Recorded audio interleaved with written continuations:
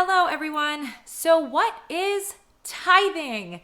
Do we give too little? Do we give too much? And should we give at all?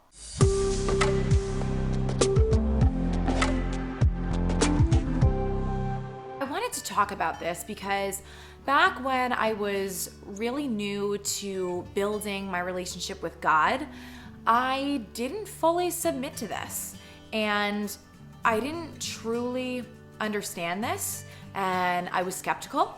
And it wasn't until I fully understood that God owns everything. He is the King of Kings. He is the one that blesses me with everything that I have and everything that I do.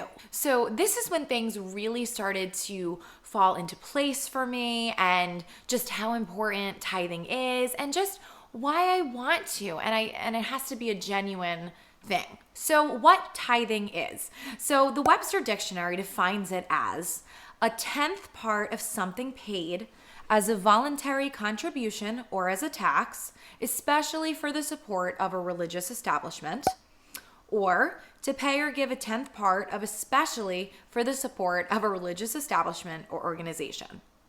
Now the Bible definition: a tenth of the produce of the earth, consecrated and set apart for special purposes. The dedication of a tenth to God was recognized as a duty before the time of Moses.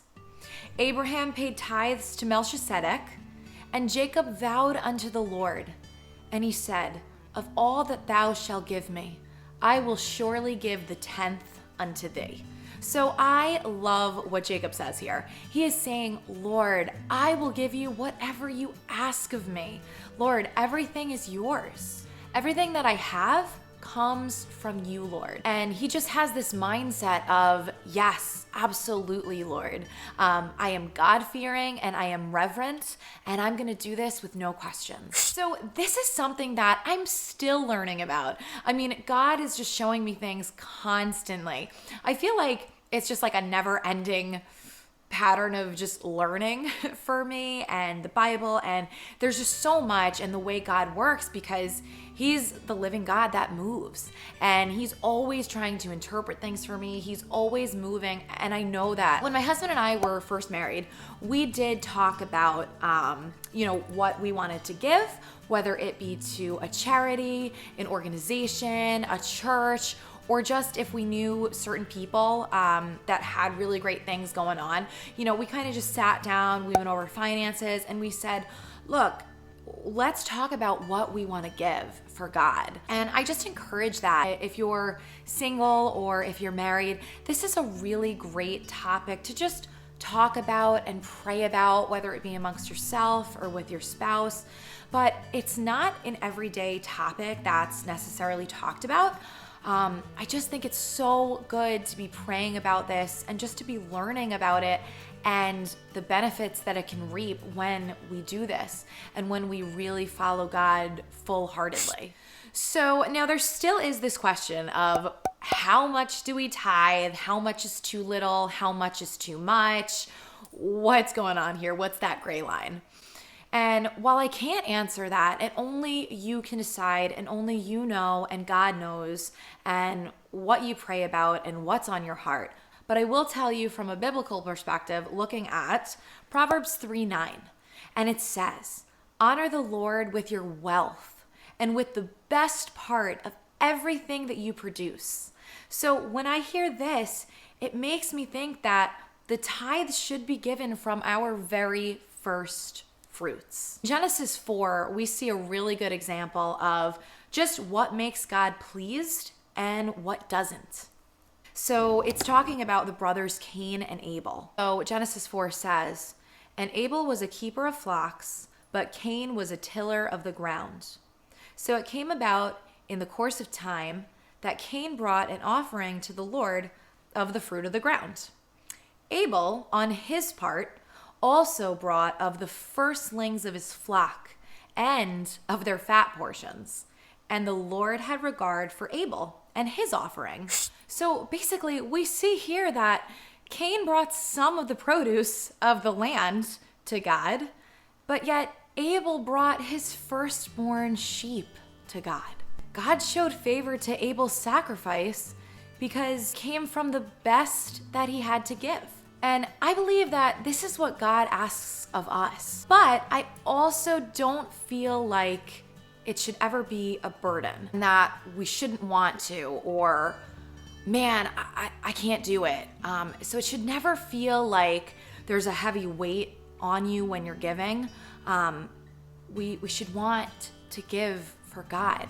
And I truly believe that if we follow God full-heartedly, we will get rewarded so much and we will just reap the benefits. So with just putting the percentage and how much do we give, is it too little, is it not enough, putting that all behind us, I think it's so important to note that the main thing that God truly cares about is that our hearts are pure. We see in Luke 21, it says, "And he looked up and saw the rich putting their gifts into the treasury. And he saw a poor widow putting in 2 small copper coins. And he said, 'Truly I say to you, this poor widow put in more than all of them. For they all out of their surplus put into the offering. But she, out of her poverty, put in all that she had to live on.'" This is just talking about how Jesus sees that poor woman giving everything she has. And those are the ones that he sees. And another example of giving with a pure heart is found in Matthew 6:3. And it says, "But when you give to the poor, do not let your left hand know what your right hand is doing, so that your giving will be in secret. And your Father who sees what is done in secret will reward you." Many of us are going through just really difficult times, especially now, whether it's financially, mentally, environmentally, whatever it is. Just know that God sees you, he is with you, and he is moving for your good. So my current pastor recently gave a lecture about giving, and just that we should never be guilted into giving anything, and we should never feel bad about it. We should give generously just because we genuinely want to. And not only that, because it makes God so happy and so pleased, and we're following God full-heartedly. It also blesses so many people when we do this. So no matter who they are or where they are, someone somewhere is benefiting tremendously from us just doing what God asks us to do and what makes God happy. So taking a little step back from tithing in and of itself, I wanted just to talk about nice gestures as well. And this is just kind of about giving back to the community and neighbors. I mean, Jesus says to love your neighbors. And this is something that I struggle with as well. Jesus says, love your neighbors like yourself. Love your enemies like yourself. So when COVID was really rampant where I lived, this was a few years ago now, but my husband and I and my daughter, we all got COVID during Christmas time. So we were sick for Christmas and we were really bummed because Christmas is a pretty big thing in our household. So we were really bummed. Our family still got together, which is great, and I'm so happy, but we were just really bummed that we were stuck at home, and we were missing it. One of my friends actually called in some food for us, and I had no idea, but all of a sudden our doorbell rang, and it's the delivery guy, and he has all this food for us, and my heart felt so blessed. It was like the sweetest thing. And of that stuff, there was soup in there and a little care package. And my husband and I, we were just blown away. My friend said, "Yeah, Dana, I just wanted to send that over. I know you couldn't be with your family on Christmas, so I just wanted to bless you." And I didn't even know what to say because I was so blessed. And I feel like we can all do that on smaller scales or different levels. For example, maybe you're just baking some cookies. Give some to your neighbor. Maybe you run over 6 cookies to them. Or maybe somebody needs a ride to the airport.